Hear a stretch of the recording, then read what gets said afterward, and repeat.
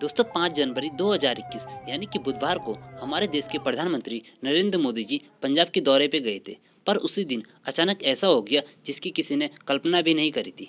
तो आज की वीडियो में हम आपको पंजाब मामले के बारे में विस्तार से बताएंगे। तो चैनल पे नए हो तो चैनल को सब्सक्राइब कर लीजिए और शुरू करते हैं आज की वीडियो। तो दोस्तों दिन है 5 जनवरी 2021 यानी कि बुधवार का, और इस दिन हमारे देश के प्रधानमंत्री नरेंद्र मोदी गए हैं अपने पंजाब दौरे पे। वे सबसे पहले बठिंडा पहुंचे और उसके बाद उन्हें जाना था वहां से फिरोजपुर के लिए। लेकिन मौसम खराब होने के कारण हेलीकॉप्टर नहीं उड़ाया जा सकता था। इसलिए अब डिसीजन लिया गया कि प्रधानमंत्री नरेंद्र मोदी का काफिला अब सड़क मार्ग से ही जाएगा। बठिंडा से फिरोजपुर की दूरी लगभग 100 किलोमीटर है और वहां पहुंचने में लगभग 2 से ढाई घंटा लगता है। इसके बाद सड़क को क्लियर करने का आदेश जारी किया और उसके बाद प्रधानमंत्री नरेंद्र मोदी का काफिला निकलता है बठिंडा से फिरोजपुर के लिए।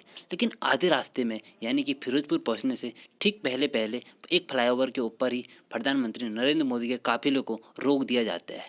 कुछ प्रदर्शनकारी वहां पर बीच रास्ते में ट्रैक्टर खड़ा कर देते हैं और वहां पे पूरी तरह से जाम लगा देते हैं। लगभग 20 मिनट तक यही सब होते रहा।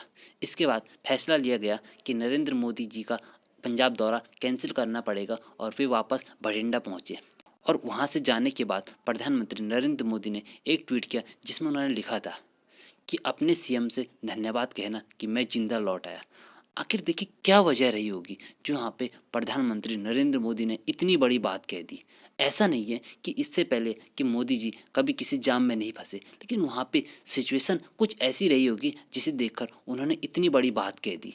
और इसके बाद तो मानो पूरे देश में ही तहलकम मच गया। हर कोई जानने के लिए तैयार हो गया कि आखिर बात क्या है, क्यों एक देश के प्रधानमंत्री को इतनी बड़ी बात कहनी पड़ी। तो आज की वीडियो में हम आपको बताएंगे कि आखिर क्या क्या वहाँ पे कमियां रही जिसकी वजह से प्रधानमंत्री नरेंद्र मोदी का ये दौरा कैंसिल करना पड़ा। तो दोस्तों सबसे पहला सवाल तो यही उठता है कि जब प्रधानमंत्री किसी राज्य के दौरे पे जाते हैं तो वहाँ के सीएम या डीजीपी को उन्हें रिसीव करने आना चाहिए था। पर वहाँ पर प्रधानमंत्री को लेने न तो सीएम आए न ही डीजीपी। दूसरा सवाल ये उठता है कि जब प्रदर्शनकारी वहाँ पर रोड पर आ चुके थे तो उस समय पुलिस क्या कर रही थी, उन्हें हटाया क्यों नहीं गया। तीसरा सवाल पंजाब पुलिस पर उठता है कि जब किसी प्रधानमंत्री या राष्ट्रपति का काफिला कहीं दौरे पर जाता है तो उनसे 3 से 4 किलोमीटर आगे 4 से 5 गाड़ियों का समूह चलता है जो कि वायरलेस के साथ जुड़े रहते हैं और आगे रूट को क्लीन करने का काम करते हैं। पर जब प्रधानमंत्री नरेंद्र मोदी का काफिला गुजरा तो उनके साथ ऐसी कोई भी गाड़ियां नहीं थी। तो सवाल ये उठता है कि आखिर क्यों रूट क्लीनिंग पार्टी उनके साथ नहीं थी। और चौथा सवाल हमारे देश की सुरक्षा एजेंसी पर उठता है कि उन्होंने प्रधानमंत्री नरेंद्र मोदी को फ्लाईओवर पर रोकने की इतनी बड़ी गलती कैसी कर दी। ये देखिए जो फिरोजपुर है, आपको थोड़ा मैं डिटेल में बता देता हूँ कि फिरोजपुर महज पाकिस्तान बॉर्डर से 20 किलोमीटर दूरी पर है।